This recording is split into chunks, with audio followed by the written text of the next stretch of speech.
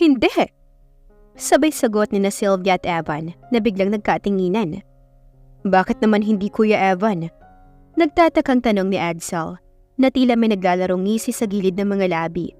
Napailing na lamang ako. Iniinis nga niya ang kanyang nakatatandang kapatid. At ewan kung nahahalata ba iyon ni Evan na mas lalong dumilim ang muka. Oo nga naman Evan. Bakit naman hindi mo nais na maging girlfriend ni Edsel si Anna? Huwag mong sabihin na may gusto ka sa bodyguard mo. Naniningkit ang mga matang tanong ni Sylvia kay Evan. No tita, wala akong gusto sa kanya. She's just my bodyguard at hindi na yun lalagpas pa. Lalo na ngayon na nagbalik na ang babaeng mahal ko. Sagot ni Evan matapos ang ilang segundo na hindi ito nakapagsalita. Parang nilamukos ang puso ko sa aking narinig. It's confirmed. Talagang pinaglaruan lamang niya ang aking puso. Nagbalik na ang babaeng mahal mo? Sino? Si Ate Cassandra? Hindi ba't patay na siya? Nagtatakang tanong ni Gina na tuluyang itinigil ang ginagawang paggupit sa mga tuyong dahon na nakakabit sa mga bulaklak. Ako ang tinutukoy ni Evan na babaeng mahal niya. Biglang sabat ng isang babae. Lahat kami napatingin sa babaeng nagsalita. Ate Cassandra? Buhay ka? Nagulat na tanong ni Gina habang nanlalaki ang mga mata sa sobrang hindi pagkapaniwala. Mabilis nitong nilapitan ng babae at sinuri ang katawan kung buhay ba talaga ito at hindi multo. Buhay ka nga! Bulalas ni Gina. Pagkatapos ay nag-aalalang tinapunan ako ng tingin. Agad naman akong nag-iwas ng tingin dahil baka mabasa ni Gina sa aking mga mata ang tunay na nilalaman ng aking damdamin. So ang babaeng ito ang kinatagpo kahapon ni Evan na babaeng mahal niya. Ang babaeng inaakala ng lahat na matagal nang patay. Ang babaeng naging dahilan kung bakit naging playboy si Evan.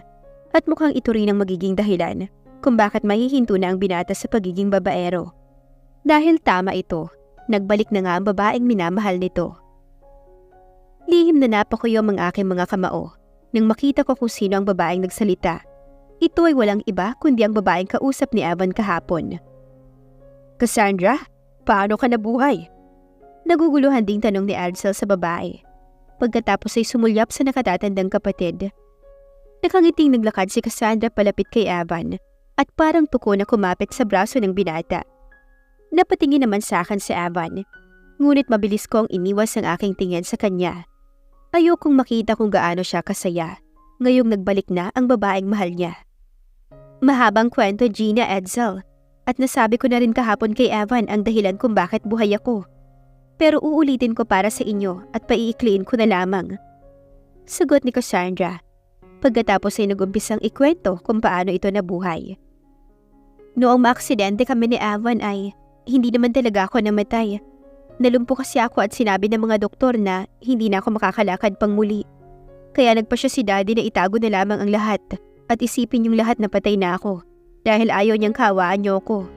At isa pa ay galit din si Daddy kay Evan dahil sinisisi niya ito sa nangyari sa akin. Nagtungo kami sa ibang bansa para magpagamot. Ngunit lahat ng ospital na pinupuntahan namin ay iisa lang ang sinasabi.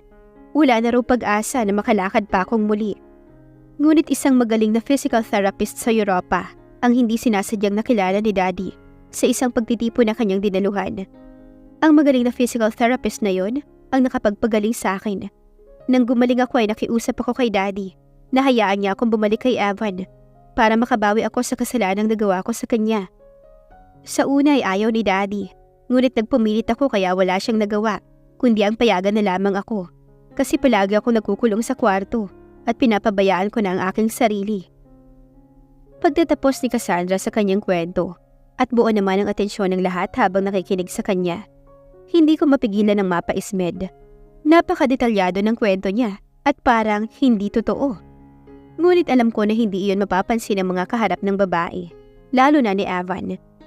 Pinaikli daw niya ang kwento niya, ang haba pa rin naman. Baka kung saan mo lang pinulot yung kwento mo. Hindi napigilang komento ko sa aking isipan. Ana, sita sa akin ni Evan sa seryosong anyo. What? Nagtatakang tanong ko sa kanya. Nagtaka rin ako kung bakit lahat sila ay nakatingin sa akin. Matalim ang tingin sa akin ni Sylvia at Evan, habang nakasimangot naman si Cassandra. Ang magkapatid namang sina Gina at Edsel ay may tinatagong ngiti sa kanilang mga labi habang nakatingin sa akin. Bakit ba sila nakatingin sa akin? Nagtatakang tanong ko sa aking sarili. Hindi ko pinulot ang kwento ko, kundi purong katotohanan lamang iyon. Nakasimangot na sabi ni Cassandra sa akin. Pagkatapos ay bigla na lamang umiyak na nagpataas ng aking dalawang kilay. Halatado namang nagdadrama lang ito. Kung alam mo lang ang mga paghihirap na pinagdaanan ko, ay hindi mo masasabi sa akin ang bagay na yan.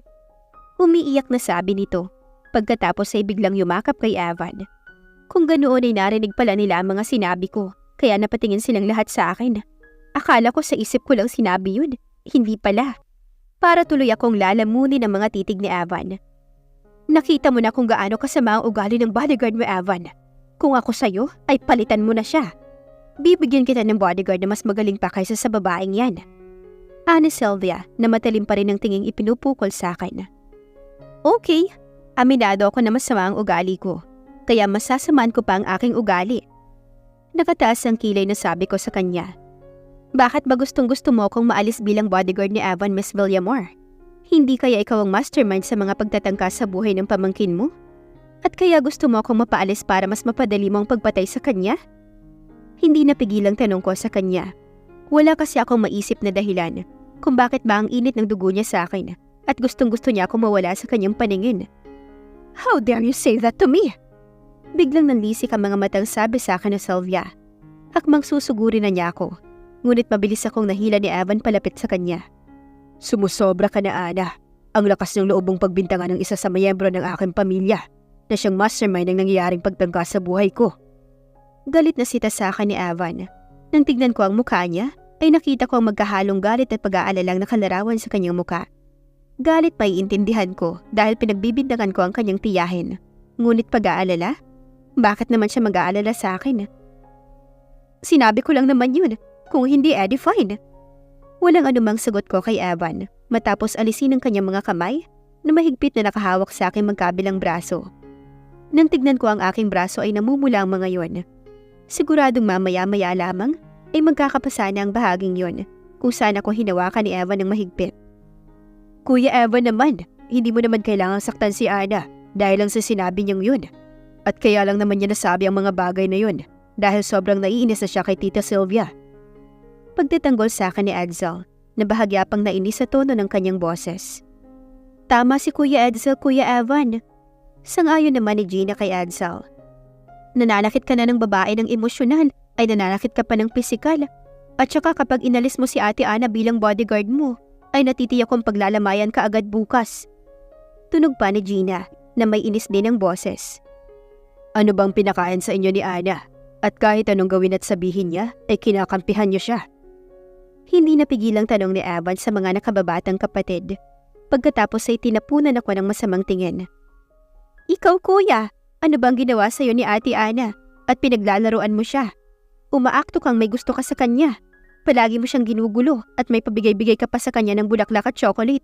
Tapos dumating lang si Ate Cassandra ay nag-iba na ang trato mo sa kanya. Iginuguyo ko pa naman siya sa'yo. Masama ang tingin na tanong ni Gina sa nakatatandang kapatid. Mabuti na lang at hindi siya nagpadala sa mga sinasabi at ginagawa mo. Hindi siya nahulog sa patibong mo. Bigla namang natahimik si Evan ng saglit. Pagkatapos ay blanko ang ekspresyon na tinapunan ako ng sulyap. Galit na muling kinausap nito ang nakababatang kapatid. Hindi mo alam ang sinasabi mo, Gina. Mukhang masyado na kitang naspoiled. Ang mabuti pa ay sa bahay ng magulang ka na natin tumira. Ayusin mo ang mga gamit mo at ipapahatid kita mamaya kay Edsel. Buo ang pasya na sabi ni Evan kay Gina.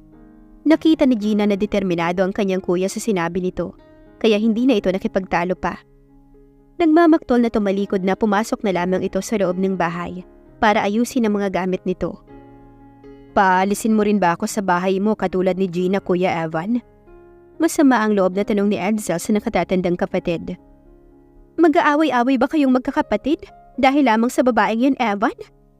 Hindi nakatiis na sabad ni Cassandra na mas lalong tumalim ang tingin sa akin. Nakalarawan sa magandang mukha niya ang matinding selos na nararamdaman. Oo nga, Evan. Hindi kayo dapat nagkakasamaan ng loob dahil lamang sa babaeng yan. At kung may taong nararapat umalis sa bahay na ito, ay walang iba kundi siya. Kaya paalisin mo na siya sa bahay mo. Sulsol naman ni Sylvia. Talagang hindi pa ito sumusuko sa pag-asang mapapaalis din niya ako sa pamamahay ni Evan. Napabuntong hininga ko sa problema ng mga taong nasa harapan ko. Ang laki ng problema nila sa akin. Napailing na lamang ako at pagkatapos ay walang paalam na tinalikuran ko sila. Ngunit ilang hakbang pa lamang ang nagagawa ko nang biglang tinawag ni Evan ang aking pangalan. "Where are you going?" Tanong niya sa akin sa seryosong anyo. "Sa labas. Kakausapin ko ang mga gwardiya sa bahay na to at sisermonan dahil nagpapasok sila ng ibang tao sa loob ng bahay mo. Ni hindi nga nila kilala si Cassandra ay pinapasok nila sa loob. Paano kung kaaway pala ang pinapasok nila at nagtagumpay na patayin ka? Di ako na naman ang masisisi dahil sa pagpapabaya ko sa aking trabaho." Sagot ko kay Evan sa seryoso ring muka. "Hindi ako ibang tao. Ako ang girlfriend ni Evan." Galit na sabat naman ni Cassandra na tila na insulto sa aking sinabi. "Correction, girlfriend ka niya nung nabubuhay ka pa. Pero namatay ka na, di ba? Kaya namatay na rin ang girlfriend niya ngayon. Ang girlfriend niyang pinagpalit siya sa ibang lalaki." Nakataas ang kilay na sagot ko kay Cassandra. "Baliw kang babae ka!" Galit na sabi sa akin ni Cassandra habang nanlilisik ang mga mata. Bago pa siya napigilan ni Evan, ay mabilis siyang nakalapit sa akin at binigyan ako ng malakas na sampal. Ngunit nakailag ako, kaya sa hangin lamang tumama ang sampal niya. At dahil sa sobrang panggigigil niya sa akin, ay inubos niya yata lahat ng lakas niya. Kaya tuloy nawalan siya ng balanse at natumba sa lupa. "Ouch! Naniniwala na ako sa iyo na nalumpo ka nga at kagagaling mo lamang sa sakit na yon. Wala pa kasing lakas sa mga tuhod mo." Nangiinis na sabi ko kay Cassandra. Pagkatapos ay mabilis ko na silang tinalikuran. Bago pa man ako sabay na masermonan ni na Evan at Sylvia. Nagtungo ako sa gate para kausapin ng mga gwardyang nagpapasok kay Cassandra. Hindi ko naman sila sinermonan, katulad ng sinabi ko kay Evan. Wala naman akong karapatang sermonan sila dahil hindi naman ako ang may-ari ng bahay. Sinabihan ko lamang sila na sa susunod ay mag-iingat sa pagpapapasok ng mga bisita, lalo na kung hindi nila kilala. Buhay kasi ng tao ang nakasalalay. Kung sakaling maling tao pa lang hinayaan nilang papasukin sa loob ng bahay ni Evan. Humingi naman ng dispensa ang mga gwardya at nangakong hindi na iyon mauulit pa.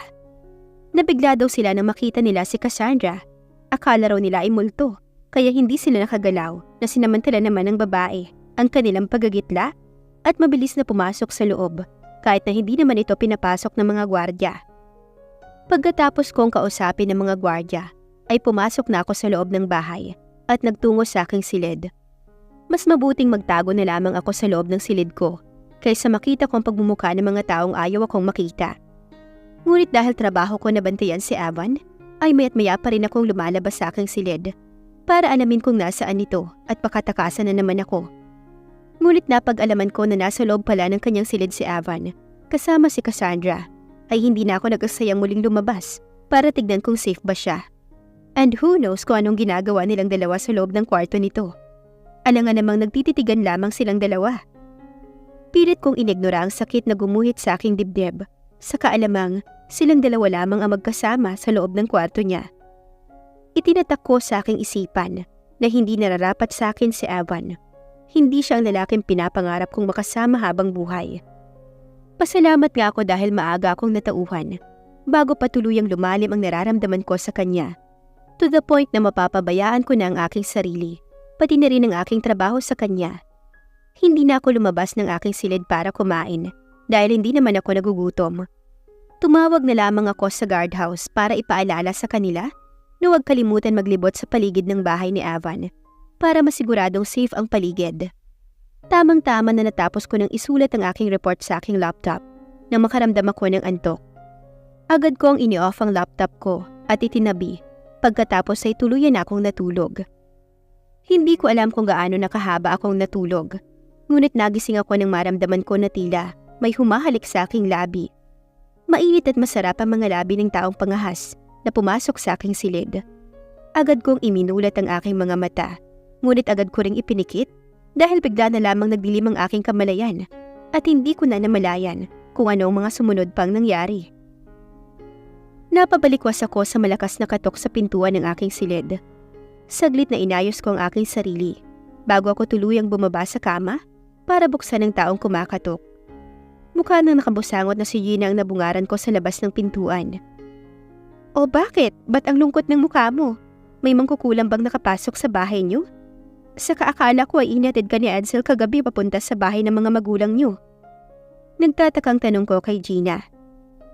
Pumasok muna ang dalaga sa loob ng aking silid at naupo sa gilid ng kama bago sinagot ang aking tanong. Mamaya pa ako ihahatid ni Kuya sa bahay ni na Daddy. At tama ang sinabi mo, Ate Ana.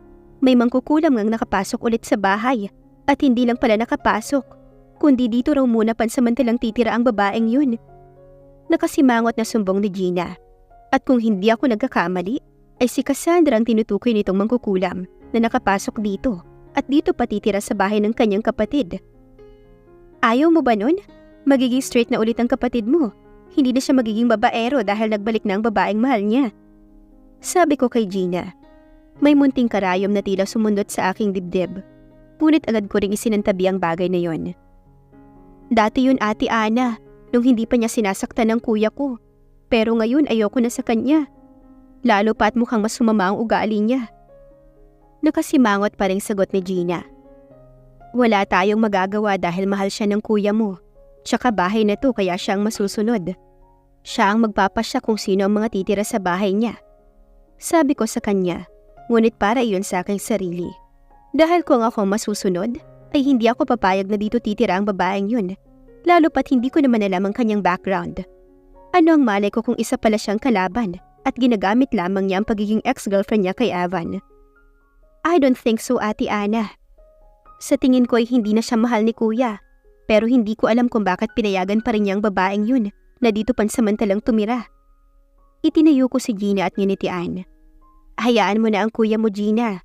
At saka hindi mo naman makikita ang mukha ni Cassandra dahil sa bahay ng mga magulang ninyo ka muna titira. Basta, bantayan mo ang kuya ko, Ate Ana. Masama ang kutob ko sa babaeng yan. Warning sa akin ni Gina. Oo, ako ang bahala sa kuya mo. Nakangiting sagot ko sa kanya para mabawasan ang kanyang pag-aalala.